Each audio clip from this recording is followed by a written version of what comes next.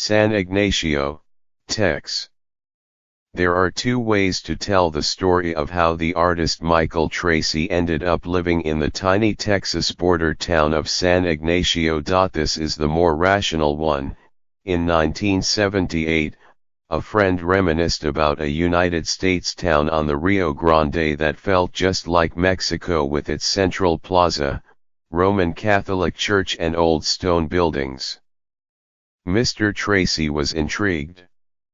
Growing restless in Galveston, he drove to the town and signed a lease for a house the next day. The other version is far more meaningful, according to Mr. Tracey, and it has to do with electromagnetic fields, unseen powers drawing town and artist together. I do think that is probably true, just like birds are able to negotiate flying from northern South America to the Gulf Coast without any landmarks, he said. They are not doing this because they are tuning into the bird radio. Today, Mr. Tracey remains a perplexing resident of sleepy San Ignacio, which has a population of less than 700.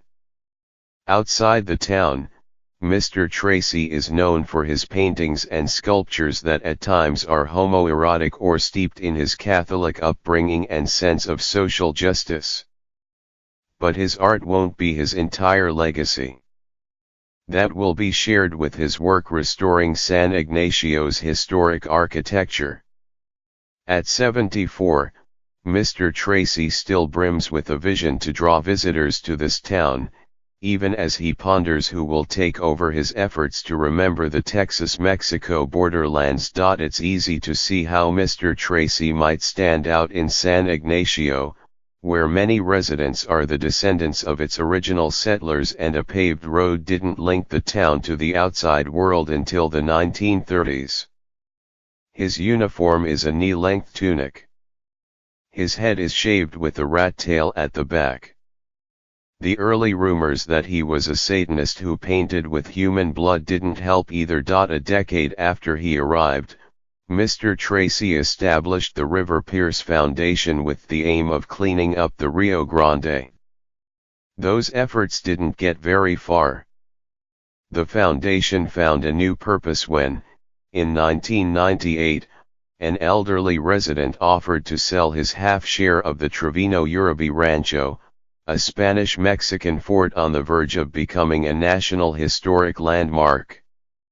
It wasn't in good shape. The purity is not just to let it sit there and let it deteriorate in its essence, said Mr. Tracey, at the end of a breathless, profanity-laced rant on why he decided to restore the fort.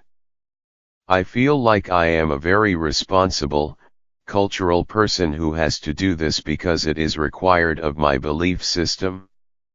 The fort is now the centerpiece of several historic buildings in San Ignacio owned by the River Pierce Foundation.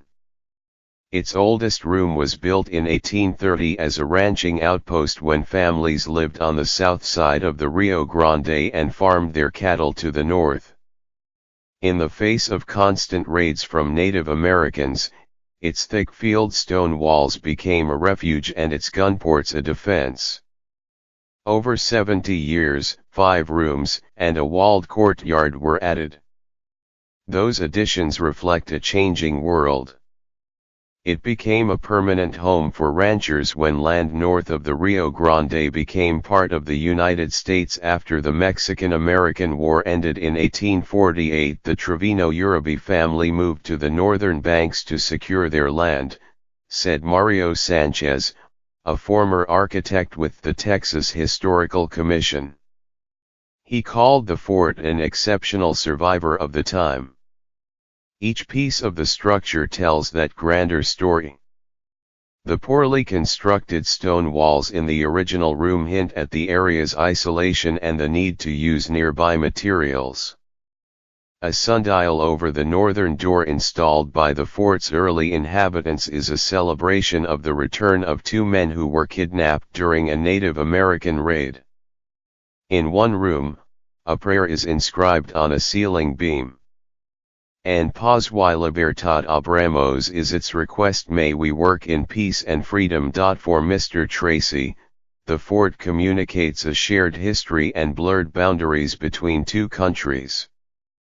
The idea that we have this problem with the frontier and with immigration and illegality and illegal aliens and children being torn apart and their mothers being arrested and incarcerated in these big holding tanks, and I don't know if there is any solution, Mr. Tracy said. Customs and Border Protection trucks often roam the town. Residents say they've seen people crossing the river before disappearing into waiting cars. The River Pierce Foundation acquired the other half of the fort in 2008. It took several more years and about $600,000 to restore it. Most of that money came through grants and private donations, according to Mr. Tracy. Last June, the foundation began tours on the first Sunday of the month. An abstract sound experience created by the composer Omar Zubair installed in December brings each room to life with the noise of the fort's early life. In the coming months, the foundation will ramp up efforts to draw more people interested in heritage tourism, according to Christopher Rincon, its executive director. Yet, few San Ignacio residents have been involved in the fort's restoration. It's hard to know who is to blame, Mr. Tracy's temperament or the insular nature of small towns. On a recent Tuesday afternoon at Pepe's Grocery, one of the few stores in San Ignacio, the consensus was that the work of the River Pierce Foundation is good for the town, but Mr. Tracy is odd. He can be warm, hospitable, and funny, but also hot-headed and bossy, a cyclone of a person. I don't know anyone that loves him, said Eduardo Botello, 66, a retired school maintenance worker who had a run-in with Mr. Tracy when he installed sound equipment for an event. Another man, who said he was Mr. Tracy's neighbor, recalled in hushed tones seeing nude participants at a performance art piece in 1990. The performance, which mimicked San Ignacio's annual Good Friday procession, culminated with a burning cross floating on the Rio Grande. Titled River Pierce, Sacrifice to 13.4.90, it protested the toxic state of the river, and was a collaborative effort between artists from Chile, Mexico, and the United States, according to Mr. Tracy, who spent 8 years organizing it. He's created a lot of enemies, said Frank Briscoe, an architectural conservator who worked on the Trevino Uribe Rancho and experienced Mr. Tracy's intense micromanaging.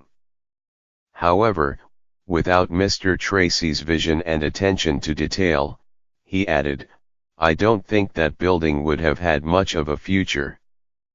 Mr. Tracy remains a prolific creator even though his art hasn't sold well in recent years. He goes to India twice a year to make jewelry for private clients. A meditation garden is under construction at one of his 4 properties. He still paints. An Ohio native, Mr. Tracy created work in the 70s and 80s that often reflected turmoil and aggression from a foundation of Catholic ritual. A canvas mounted like an altarpiece is penetrated with spikes, described Michael Branson in a review of Mr. Tracy's first New York show in 1987. In the 90s, he created a series of sculptural wagons molded from bronze. One has a base covered by dozens of ears and topped off with a male face with a penis protruding out from it. Now, Mr. Tracy is more concerned with social justice. A recent piece, Para Mexico, shows his anguish for the cartel violence playing out over the river in Mexico, where journalists and bystanders have been brutally killed. Mr. Tracy spent 4 years building up mounds of acrylic paint on canvas, swishing it around with sticks and other implements. Like clouds morphing into objects, the layered paint begins to take the shape of faces screaming in anguish. Mexico is in distress right now, Mr. Tracy said by way of explanation. His foundation is planning another building restoration for May. It will coincide with construction of a viewing platform that will look out over the Rio Grande and a bird sanctuary, which draws the rare white-collared seed-eater and bird watchers. Eventually, the platform will become a cafe. It really provides the border with a new language, said Leslie Abumrad, from Frank Architects in Laredo, about 50 miles west, which has worked pro bono for the River Pierce Foundation. Right now it is not friendly. It's hard to picture the River Pierce Foundation without Mr. Tracy's extravagant personality and his knack for fundraising. Yet he is getting older. I can't imagine giving any more of my life to this thing, he said. And he has other goals, perhaps another art exhibition in New York. We need to choose an agreeable godfather, godmother for this organization who will help produce the future, he said. He will, however, be staying on in San Ignacio. You receive these transmissions that are happening from the stones of these buildings, he said, referring to the unseen powers that drew him to San Ignacio. We are much more sensitive to that than we think.